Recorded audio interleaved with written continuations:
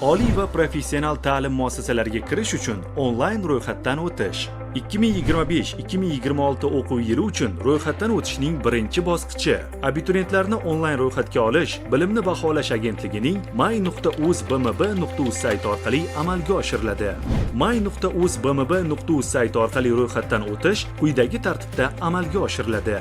Dastlab ro'yxatdan o'tish oynasiga abituriyentning pasport seriyasi va raqami, shaxsiy identifikatsiya raqami, telefon raqami, parol, takroriy parol hamda arifmetik ifodaning qiymati kiritilib, shaxsga doir ma'lumotlardan foydalanishga rozilik bildirilgan holda ro'yxatdan o'tish tugmasi bosiladi. Shundan so'ng abituriyentning telefon raqamiga SMS xabar yuboriladi. SMS xabardagi 5 xonali raqam dasturga kiritilib, ma'lumotlar tasdiqlanadi.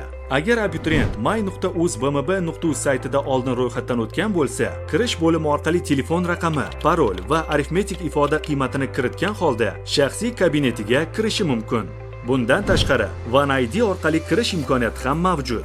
Oliy va professional ta'lim muassasalariga qabul bo'limiga kirib, xizmatdan foydalanish tugmasi bosiladi.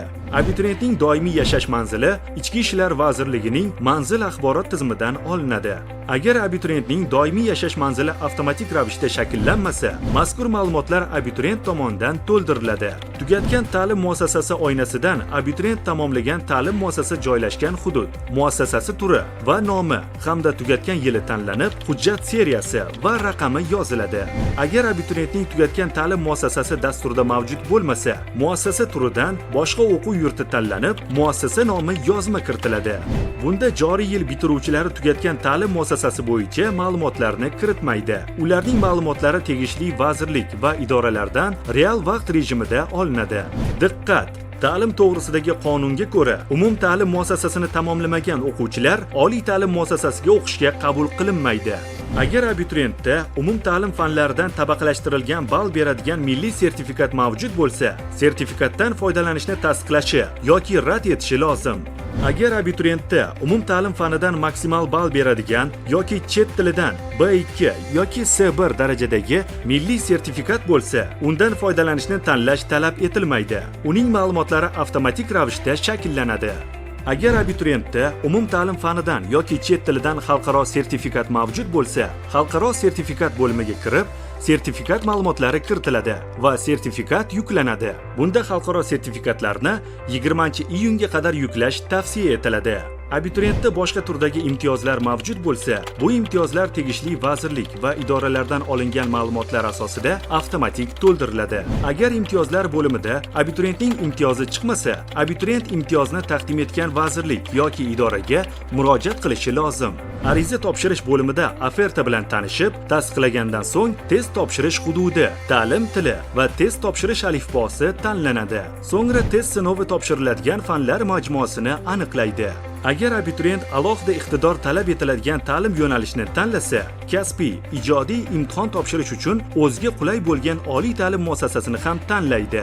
Agar abituriyent tanlagan fanlar majmuasida chet tili mavjud bo'lsa, tegishli chet tilini ham tanlashi lozim. Agar fanlar majmuasida chet tili birinchi mutaxassislik fani bo'lsa, chet tilidan B2 va undan yuqori darajadagi sertifikatga ega abituriyentlargina tanlay oladi. Saqlash tugmasi bosilgandan so'ng ma'lumotlarni tasdiqlash uchun abituriyent telefon raqamiga SMS xabar yuboriladi. SMS xabardagi 5 xonali raqamni dasturga kiritish orqali ma'lumotlar tasdiqlanadi. Ma'lumotlar tasdiqlanganidan so'ng abituriyent qayd varaqasi shakllanadi. Qayd varaqada abituriyentning shaxsiy ma'lumotlari, imtihon ma'lumotlari, imtiyozlari, abituriyentlarga eslatma va abituriyent ro'yxatga olingan vaqt aks etgan bo'ladi. Yuklab olish tugmasi orqali abituriyent qayd varaqasini yuklab olishi mumkin. Abituriyentlar ro'yxatdan o'tish muddati tugagunga qadar o'z ma'lumotlarini o'zgartirishlari va qayd varaqasini qayta yuklab olishlari mumkin. Qayd varaqasida test sinovi uchun to'lovni amalga oshirishi kerak bo'lgan abituriyentlarga invoice hosil bo'ladi. To'lovni amalga oshirish bilan ro'yxatdan o'tishning birinchi bosqichi yakunlanadi. To'lovni Click, PayMe, UPay, Paynet kabi elektron to'lov tizimlari yoki bank kassalari orqali amalga oshirish mumkin. Bunda nogironligi bo'lgan shaxslar, to'liq davlat ta'minotidagi shaxslar, ijtimoiy himoya yagona reyestri axborot tizimida hamda kambag'al oilalar reyestri axborot modulida ro'yxatga olingan shaxslar va ularning farzandlari, yoshlar daftariga kiritilgan yoshlar va ta'lim muassasalarini joriy yilda tugatgan abituriyentlardan to'lov undirilmaydi. Respublika bo'yicha oliy va professional ta'lim muassasalariga kirish test sinovlari to'liq yakunlangandan so'ng, abituriyentlar 15 kun ichida oliy ta'lim tashkiloti, ta'lim yo'nalishi, ta'lim shakli va tanlov ustuvorligini tanlashi lozim. Ro'yxatdan o'tishning ikkinchi bosqichida oliy ta'lim tashkiloti va ta'lim yo'nalishini tanlamagan abituriyent oliy ta'lim muassasalarining bakalavriati uchun o'tkaziladigan tanlovda qatnashmaydi. Sizga test sinovlarida muvaffaqiyat tilaymiz.